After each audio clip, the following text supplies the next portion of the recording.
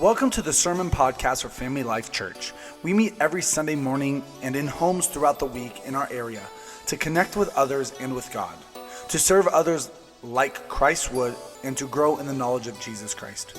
We hope that you are encouraged by today's message. Grab your Bibles real quick and turn to the book of Ruth.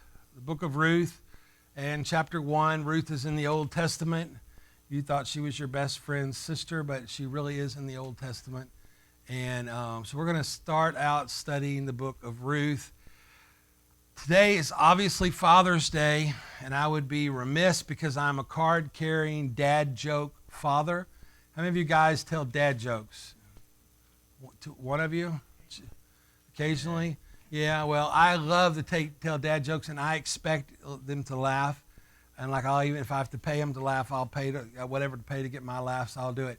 But I want to share with you just a couple of dad jokes this morning. But before I do that, I do want to tell you a story. The other day, I went to the store for Melody, and it's a story, all right. And as I was checking out, I bought some milk and eggs and bread. Oh, yeah, and toilet paper, because that's the other thing you have to have during a pandemic. And I was checking out, and the lady asked me if I wanted her to put my milk into the bag. And I said, no, I'd prefer you to leave it in the carton. But,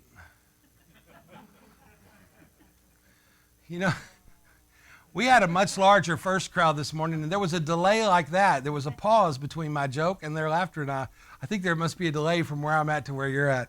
But anyway, what do you call an Irish guy that dodges bullets?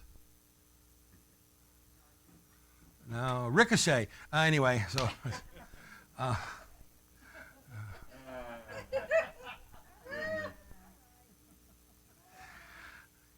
I love dad jokes because they are really so stupid that you just have to laugh at the person who told them, that they actually think that that's funny.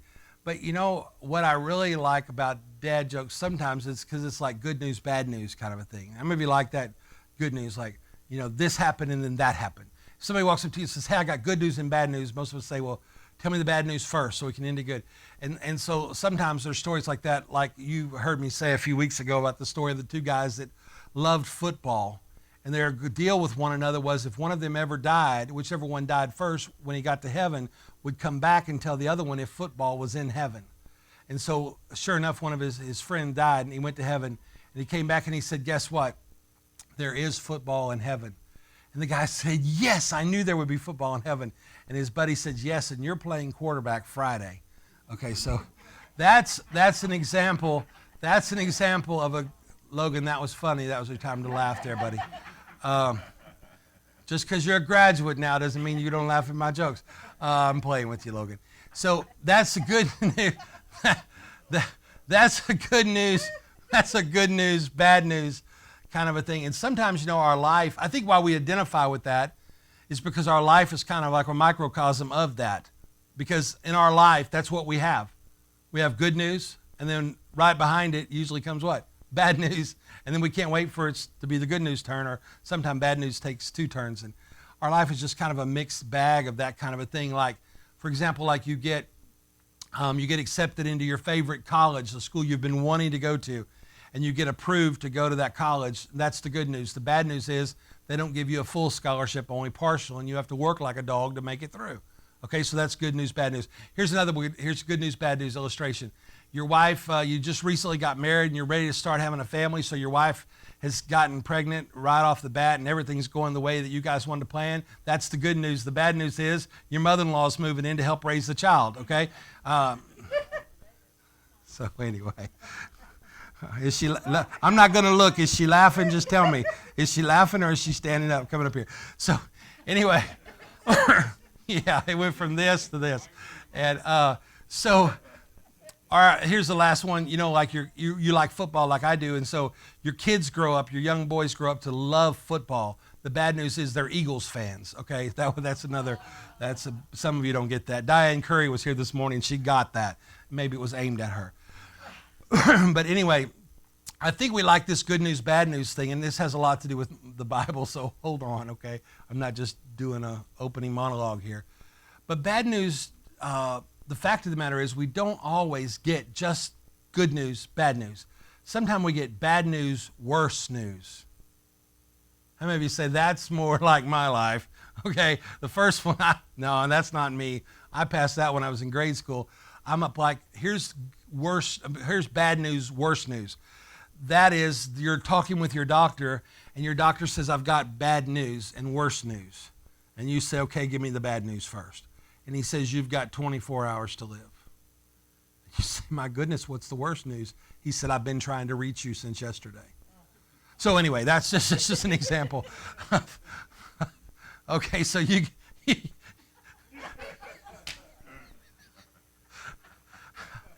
that's it. I'm not going to go any further. No, don't throw money. I'm not going to do any more. That's good. That's good. That's good. I'm playing. So anyway, so that's an example of bad news, worse news. Okay, and sometimes in life, here's the bottom line. Sometimes in life, you don't get good news, bad news. Sometimes in life, we get bad news, worse news. Okay, and that happens to us. And everything just seems to be really going our way. Then all of a sudden, bad news begins to come in like waves, and it doesn't stop. It just doesn't stop.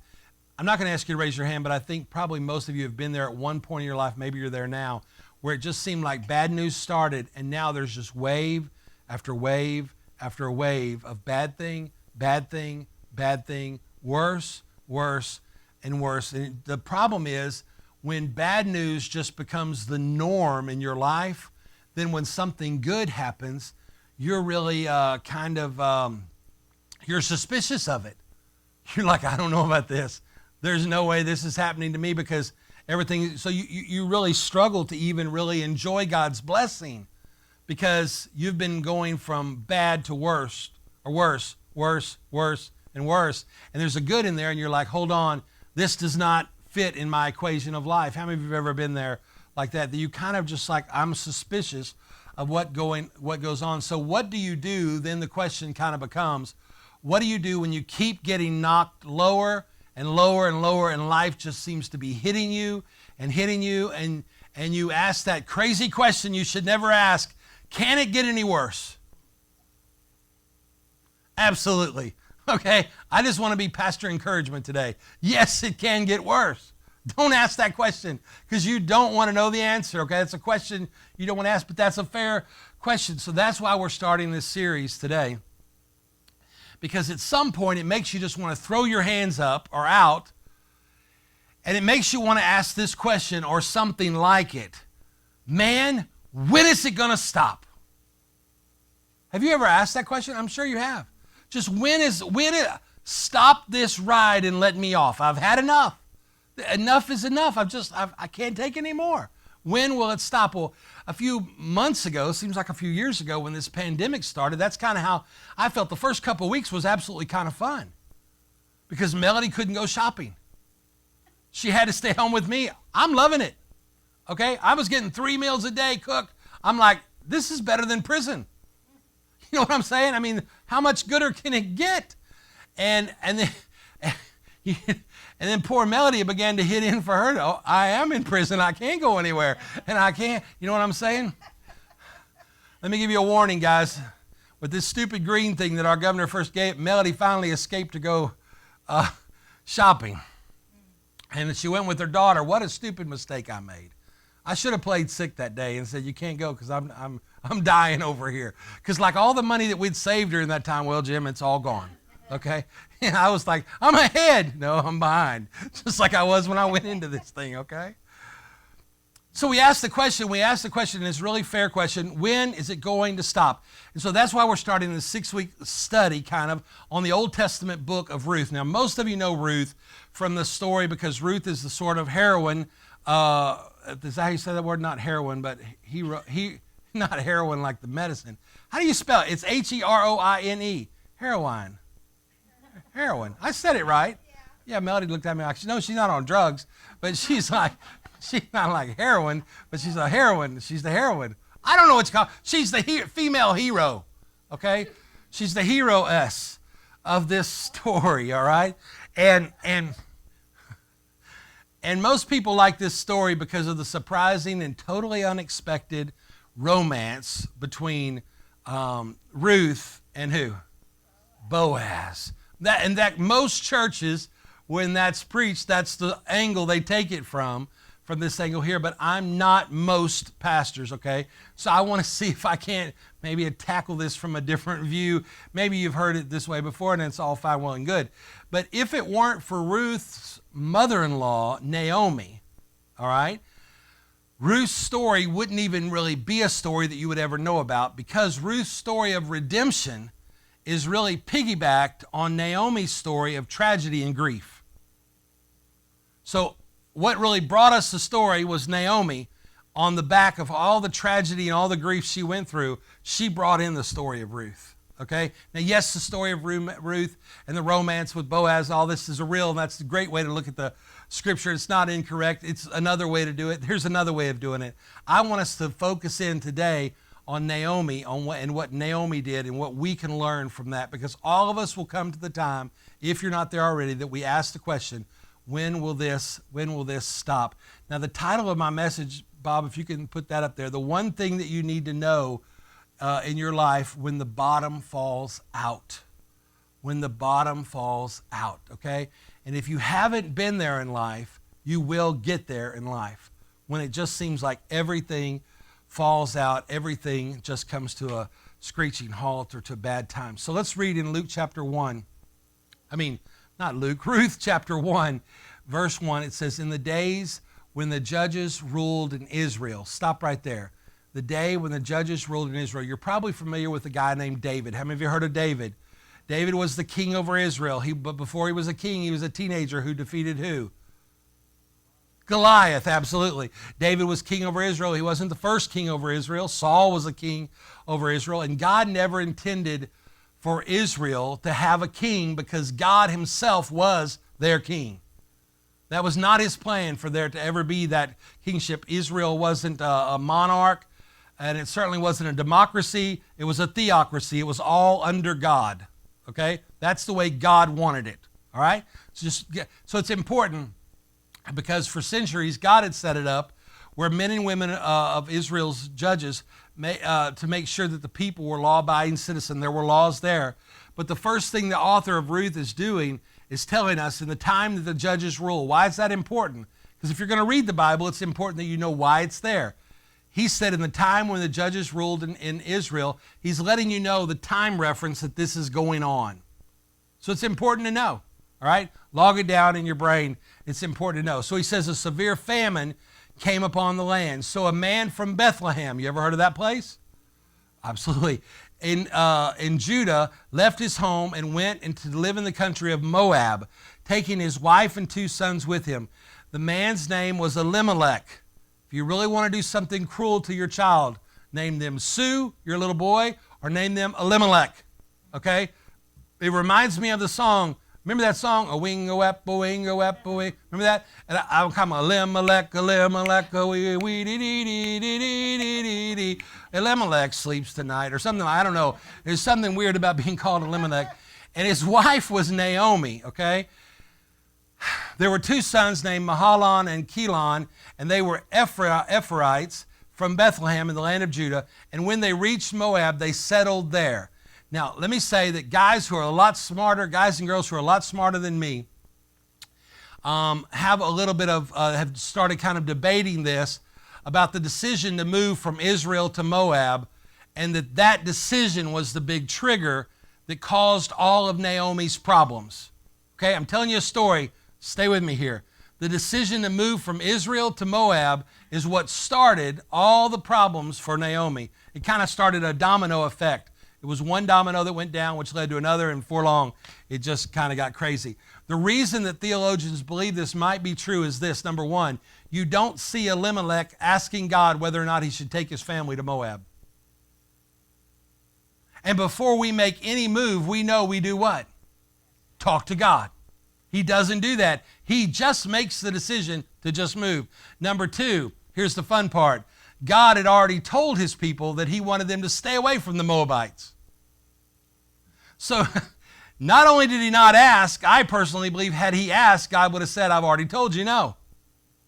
And here's the reason why. Because they were wicked, evil people who would sacrifice their children to the Moabite idols. So not only was there a no, but there was a reason for the no. But Elimelech decides with a name like that, I can do what I want when I want. So he just makes his decision and moves his family. That was the beginning. So here's where the bad news starts to roll in for Naomi. Okay, are y'all with me so far? All right, if that mask gets hot, pull it off. So, because I know it's hard to see with that hot air blowing up in your eyes. Then Elimelech died. Bad news is coming. Hello. And Naomi was left with her 2 sons. The 2 sons married a Moabite woman, the people they were supposed to stay away from. Now they've mixed with them. And one woman married, I want to say Oprah, but it's Orpah. Every time I see that, I say it needs to be Oprah. It'd be much easier to say Orpah. And the other, a woman named Ruth. Now we know Ruth. But about 10 years later, both Mahlon and Chilion died. Second problem, husband's gone. Now both the boys are gone. All right, troubles are rolling in. Then this left Naomi all alone without her sons and without her husbands. That's Ruth chapter 1, verse 1 through 5. Naomi was happily married, has 2 kids. That's the good news. Naomi loses everything, moves to Texas, or not Texas, but Moab, searching for a better start in life. And that's the bad news starts. Then her husband dies. Now we've gone from bad news to worse news. Now Naomi has now lost, is going through her first year of first. The first year without Elimelech, the first year of his birthday, the first year of his anniversary, the first year of all the holidays. She never really gets over it. She never gets to adjust to her new normal because everything is changing in her life so quick. All because of this decision. So then the news gets worse. In the middle of all that, losing Elimelech, now all of a sudden her 2 boys die suddenly. The bottom has just fallen out of her world. And she asked the question, I believe, when will it stop? I've lost a husband. I've lost 2 children. What's next? When will this stop? And I think that's not doubting God. That's a fair question that we ask. Now, I know there's people that are maybe overly religious, say, well, I would never ask God, when will it stop? That's disrespect. I think that's a natural thing to ask that, to wonder that in our brain. Yes, we need to submit that to God. Yes, we need to have faith. But it's a fair question to say, when will this end?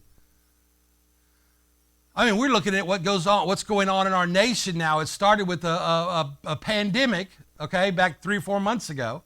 And then all of a sudden there was the killer hornets. Y'all remember those? If you missed the news. There's killer hornets. They're coming from Washington State. These bad boys are bigger than big. They eat bumblebees for appetizers, you know, and they are waiting to devour your carcass. Okay? These bad boys will sting you and sting you. You're going to know you've been stung. And they're coming. It was in the news. I questioned what happened to the pandemic. And then all of a sudden, right after that, we had some unfortunate race things that went on, and things going on with that. And now we have rioting and we have burning of cities. And I'm like, and then we have people all of a sudden we can only have 75% capacity. And all of a sudden, half of Philadelphia or Baltimore or Minneapolis can meet in the city and burn the place down without masks. And I'm scratching my head because I don't have any hair. And I'm saying, what happened to the pandemic? And for goodness sake, where are the killer hornets? I mean, have they made it to Minnesota yet? Have they made it to Michigan? Are they in Indiana? Where are they at? And how much longer do I have to live before they get to me? Because then I got to stay in my house 24 hours a day, 7 days a week for the rest of my life because there's killer hornets outside. And you're wondering, and then all of a sudden it moved from that, and then you're still wondering what happened to the pandemic, because that's all our news people knew how to talk about. And then I think the Hornets might have went to Tulsa, or Trump did, I don't know which. But all of a sudden now in the news, all we hear is Trump's in Tulsa. And I'm like, I thought there was a pandemic. We couldn't gather like that. Because my governor tells me we can only meet 75% of capacity here, and we've got to stay 6 foot apart. And I watched them pack a Coliseum that they're less than 3 inches from each other without masks on. I'm like, what happened? Have you wondered these questions? These are things pondering minds and inquiring minds want to know. That has nothing to do with my message, but it really does. Because when you look at all that, we ask the question, when will all this stop? In the middle of that, we got two guys running for election, so one's getting after the other, one's getting after the other. Who knows who's going to win? Who really cares? Because that's not what we're here to talk about. But the fact of the matter is, it makes you wonder, when will this stop? I've had enough. So when you get to the point in your life where there's wave after wave after wave of bad news, of just bad things happening, of bad things happening, of bad things happening, there's three things I want you to get. Write them down real quick and we'll get done because we only have about 11 minutes left. Number one, fight the urge to face it alone. Fight the urge to face it alone. One of the worst things that this pandemic did was make you think that it's okay for you to be isolated. It's not. You were never created to be in isolation. God created you to be in relationship with people. He left you here as part of a royal priesthood. That's more than one person. He said you are a royal ambassador. If you're an ambassador, you have to be an ambassador for somebody, to somebody, which means people have to be involved in your life. I mean, just scripture after scripture. The pandemic has helped us reinforce our solidarity of just being, we're our own little island to ourselves. The worst case scenario, when that becomes the worst case scenario happens in your life, and it becomes your current reality, it's normal for us to want to isolate ourselves. We close ourselves out from other people, sometimes because we're embarrassed of what we've done. Let's get outside of the pandemic. Maybe you've done something, or you've messed up in life, or you've failed, or something's going on in your life, and you really need people to come into your life, but you're embarrassed because then they'll know how much of a mess up you've been. You know what I'm saying? How much your life isn't perfect.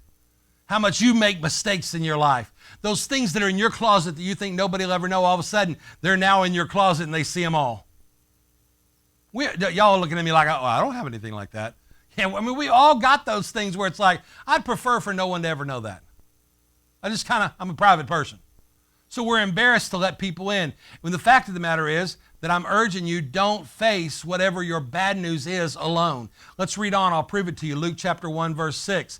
Then Naomi heard in Moab that the Lord had blessed the people in Judah and by giving them good crops again. So Naomi and her daughter-in-law got ready to leave Moab and return to the homeland. They're going back where they came from. With her two daughters-in-law, she set from the place where she had been living, and they took the road that would lead them back to Judah. But on the way, Naomi said to her daughters-in-law, go back to your mother's home, and the Lord will reward you for your kindness to your husbands and to me. May the Lord bless you with the security of another marriage. She kissed them goodbye, and then she sat down and broke down and wept. This is what Naomi just did, okay? So when the bottom falls out, we need to urge the risk to do life alone. What Naomi did was she said to them in verse 8, go back to your mothers. In other words, let me be by myself. You go back. I pray God's blessing on you. I pray that everything's good for you. I pray that you get new husbands. I pray that everything gets prosperous in your life. But just let me be me. It was the worst thing she could have done. Let's go on. The second thing you need to get is don't make excuses for other people. Don't make excuses for other people. Don't say someone else's no for them. Let me explain what I mean. We can't imagine why somebody would want to insert themselves into our mess. We can't imagine why anybody would want to get involved in our troubles. And that's what we do as people. When hard times come to us, we think the thought, nobody wants to get involved with what's going on in my life. Nobody cares how bad I'm hurting. Nobody cares how broke or how much I've mismanaged my finances or how I've been unfaithful in my marriage or how I stole this or how I got in trouble with this or whatever it is that we did. We think that nobody cares. Nobody would want to get involved. And we allow the devil to isolate us. And then the devil begins to beat it. Nobody cares, and you think you've got to carry it all alone. What a crazy idea. If I could go so far to say even what a really stupid way for us to look at life, that I'm going to just send everybody away. Y'all go back home. Just leave me alone. Kind of melodramatic, isn't it, a little bit?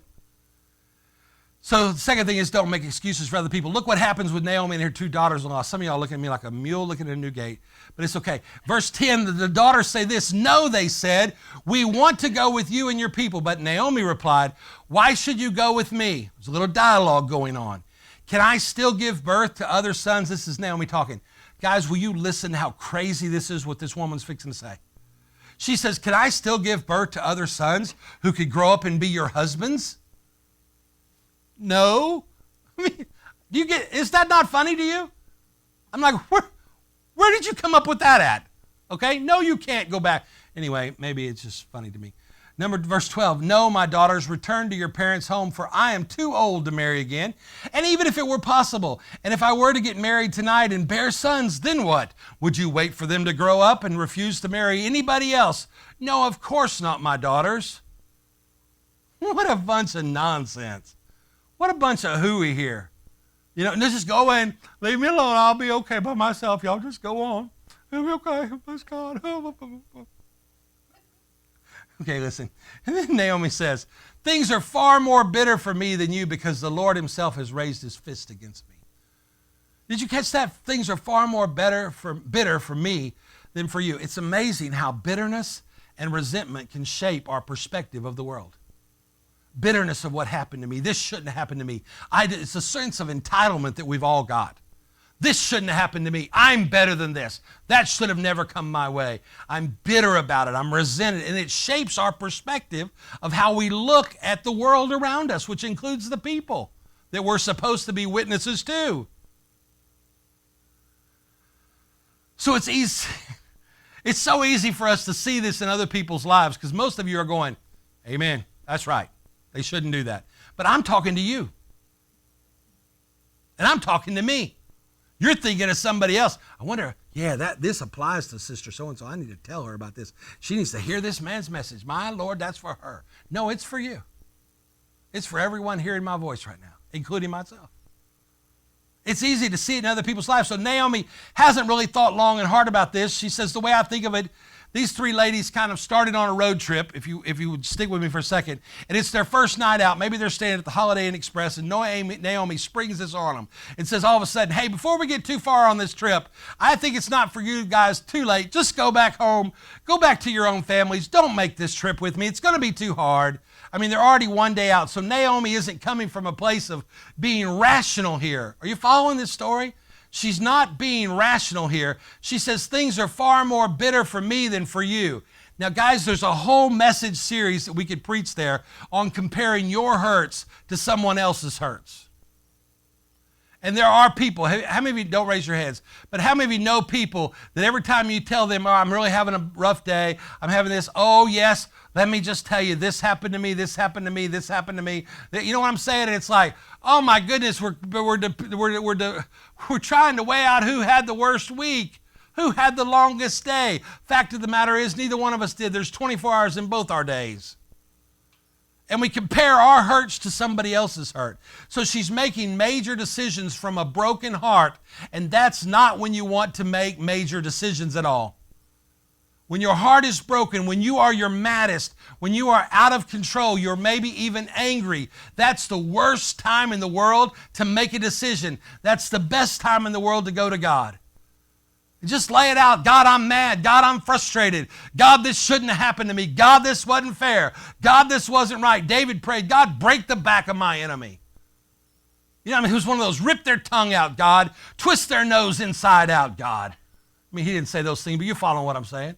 I mean, it's pretty vicious. He wanted God to the back of the enemy. I mean, have you ever prayed that on your worst enemy? God, crack their back in half. You know what I'm saying? We don't make decisions at those times. So number one, when the bottom falls out of your life, resist the urge to face it alone. Number two, don't make excuses for other people. Number three, when someone offers to be present in your life during a crisis, and I'm not just referring to the pandemic, whatever crisis that comes in your life, when someone offers to be present, to say, hey, let me come alongside of you, let me help you, and they want to help you in your crisis, let them in. Let them in. Don't keep them out. When you put energy into image management, let me ask you, how many of you are into image management? Raise your hand if you're into image management. Nobody? How many of you took baths this morning? How many of you wore deodorant? Judy Harmon, you didn't wear deodorant? I'm picking on you. I'm picking on you. We brush our teeth. Some of us put on cologne. Yeah, we wear nice clothes. We comb our hair. That's because we're into image management. You do care how you look. Because if you didn't care, you just put on whatever and come to church. But some of you dressed up. Some of you combed your hair. Some of you didn't. Some of you ironed your clothes. Some of you didn't. I think you all wore deodorant. Why? Because you care what your image is. You don't want to walk around with people going, boy, you can smell them coming before they get here. And when we're so much into image management, and in the century we live in, Jim Filippelli, right now in this century, we're into image management. Because we don't want to let anybody in because they might find out how much we don't look good on the inside of our home. Or how much we don't really have it all together. Or how much we're really not as close to God as you think I am. Or how much I struggle to read my Bible every day just like you do. I struggle to pray every day like I should just like you do. But when we let people in, all of a sudden, now they see, whoa, he's not perfect.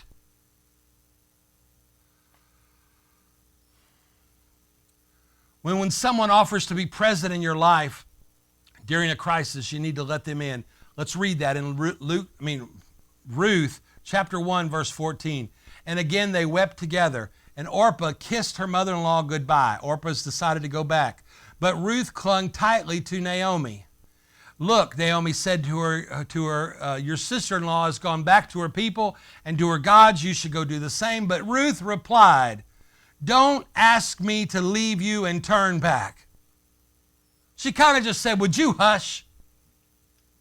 Yeah, she didn't say it that way. In today's world, she just said, shut up. We can't, that's not proper for some generations.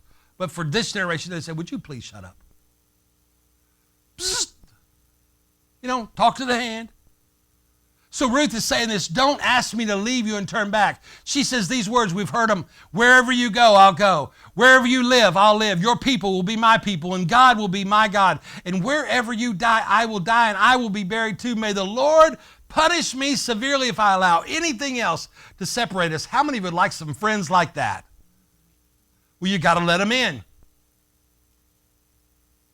Verse 18, then when Naomi saw that Ruth was determined to go with her, she said nothing more. Or she said nothing more.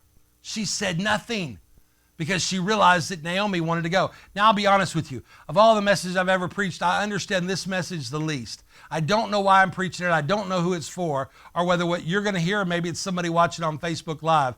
But I believe with all my heart that somebody here is supposed to hear this today. That you're facing a crisis. People are wanting to get inside of your world to help you. People are wanting to come alongside of you because you, guess what? You can't. Watch your image management. You don't have an S on your chest. You cannot do it by yourself. You need someone to come alongside of you, and that's what God is trying to bring into your life. And you keep saying, oh, you wouldn't want to do that. No, and you're answering for somebody else. So what does all this mean to you and I today? The one thing that you and I need when the bottom falls out, it's on the screen. The one thing we need when the bottom falls out is community. Is community, because you weren't created to do life alone. You were not created to that. You were not created to live your life by yourself. So here's what we need to do. We need to dig a well before you're thirsty. Let me explain what I mean. When you are thirsting to death, that's not the time to go outside and start digging. That's the time to have already had a well dug so you can just go drink. There's people that call this church all the time wanting financial help. Pastor, can you help me with gas? Pastor, can you help me with food? Pastor, can you help me with my electric bill? Pastor, can you help me with my gas bill? The first question I always ask them, Brother Goff, is, hey, if you don't mind me asking, where do you guys go to church? Because I'm thinking in a time of crisis, the best place to run to is your church family. We have a box that's not sitting here today, but there's a box sitting here that a little over $400 has gone through that box of hope by people just like you who have put in cash in it. And when somebody in our church has had a need, it's been there to meet the need. That was a well that was already dug so that when we got thirsty, we could drink from it. And the value of having a membership or the value of being connected to a church is this, because you've dug your well before you were thirsty. You've created your community before you ever needed it. So when crisis comes in your life, and it will, you've already put in the community so your church family is there for you. I believe that's God's system. And we do this before. There's a lot of people who come to churches but don't know anybody. There's people that come, when I say bow your heads at the end, before I ever say amen, they're gone. They don't want to talk to anybody after church. They don't want to have nothing to do. And then there's other people that stay around for a long time. What are they trying to do? They're trying to build relationships because what they know one day I'm going to need that relationship to count on, to get strength from. So here's the deal. Let me spoil the rest of the story because I'm out of time.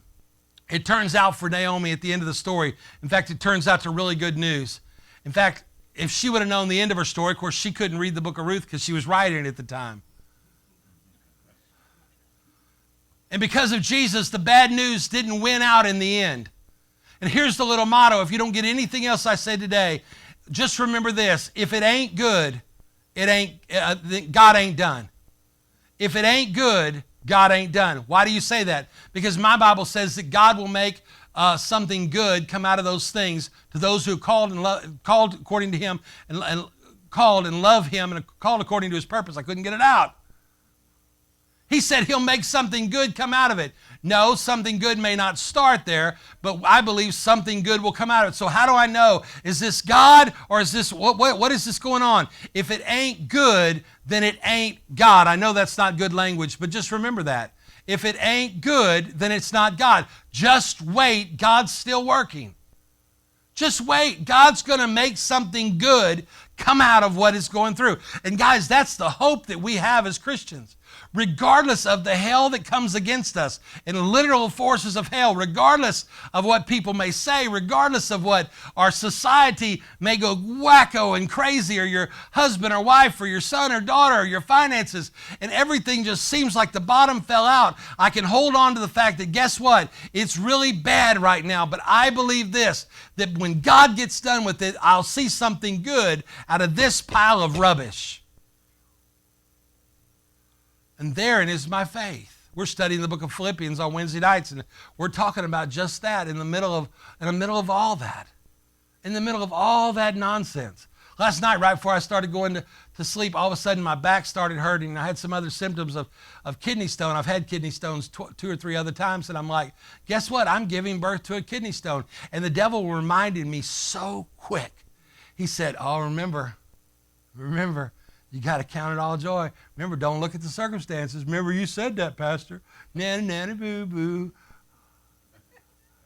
And I literally, while I was sitting in the restroom, just chuckled to myself and said, okay, I may pass a stone, but my joy is still found in God. Now, am I looking forward to passing a kidney stone if it is one? Well, probably not. Last one I gave birth to rivaled the Rock of Gibraltar. You take an English pea, cut it in half, put prickly ends on all the sides of it. That's what I passed. You ask me, are you looking forward to passing that? Not today. But is that going to steal my joy? Absolutely not. Absolutely not. The last time I had one, I had 14 young adults in my house for a Bible study. I did the entire Bible study in a little bit of pain, drank a big gulp full of water, a big gulp glass from 7-Eleven of water, knowing that that's going to make it pass. I literally felt it go all the way to the end. I knew I walked into that bathroom to pass a stone. Called my doctor, said, should I go to the hospital? He said, no, but go ahead, just pass it. It may hurt a little bit, but it'll pass. Probably be a lot of bleeding. Don't worry about it. Come to the emergency room when it's all over if you can't stop the bleeding. I sat down, stuck a wash rag in my mouth, held the strainer with the other hand, grabbed a hold of the bar that was beside me like I was riding a bull again, and just relaxed to let it happen. All of a sudden, I heard a little tink hit the little cup of all, passed the stone, never felt a bit of pain. And that's a testimony that in the middle of something bad, God made something good. Because guys, you know what? I've never forgot God's faithfulness at that moment. That stone was there, and when I looked at it, it looked like a kookaburra, if you remember what kookaburras look like. Yeah, homeboy, past that. I'm like, there's an S on my chest.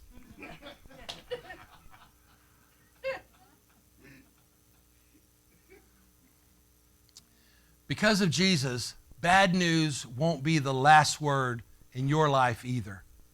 Because of Jesus. Man, you better walk out of here holding on to that.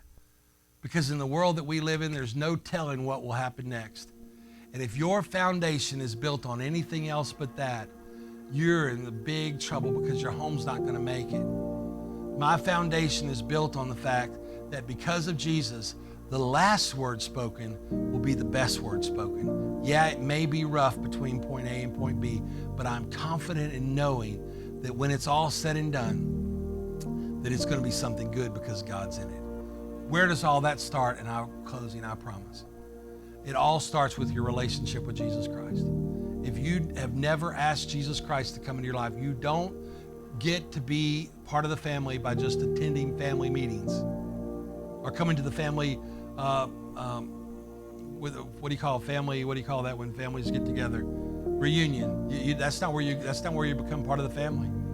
You don't become part of the family by giving money to the family or volunteering for the family. You become part of the family when you ask Jesus Christ to come into your life. That's where it all starts. Whether you're here this morning or whether you're watching on Facebook Live right now, the fact of the matter is just this. All this good news, bad news, worse news stuff can all be turned around with Jesus, but it all starts with a relationship with Jesus Christ. That's where it starts. And once you get that right, you posture yourself to be in that position that everything else, that if it ain't good, it ain't God. Now you're in that arena and you can believe that and have faith in that and live your life in that regardless of what comes your way. That you know at the end, God's going to have his way done and God's going to have it what he wants done. Amen? I pray this message was a blessing to you. Father, I thank you for this morning. I thank you for your presence that we've felt both at 9 o'clock, God, and at 11 o'clock. I thank you for everyone that's here, the moms, the dads, the graduates. If you would like more information about today's message or about our church, we invite you to visit us online at familylifepa.com or on Facebook at Family Life PA.